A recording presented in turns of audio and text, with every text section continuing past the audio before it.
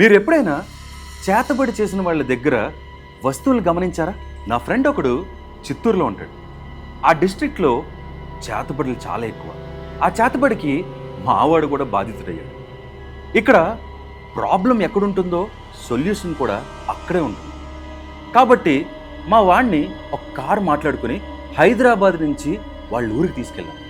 దారిలో వెళ్తున్నంతసేపు వాడు చేసిన బిహేవియర్కి, అరిచిన అరుపులకి లిటరల్లీ డైపర్స్ వేసుకుంటే 4 or 5 ఫుల్ అయిపోయాయి. పడింది. కళ్ళు పెద్దవి చేసేవాడు, నాలుక బయట పెట్టేవాడు, చేతులు కాళ్ళు గట్టిగా బిగపెట్టేసేవాడు, చెవులు చిల్లు పడేలా అరిచేవాడు. అది ఖచ్చితంగా వాడి వాయిస్ కాదు అని చాలా బాగా అర్థమైంది. వాళ్ళు ఇంకొకడు ఉన్నాడు. వాళ్ళ ఊరికి దగ్గర అవుతుంటే వీడు వికృత చేష్టలు చాలా ఎక్కువైపోయాయి. నాకు భయంగా వాళ్ళ ఊరికి చేరాం.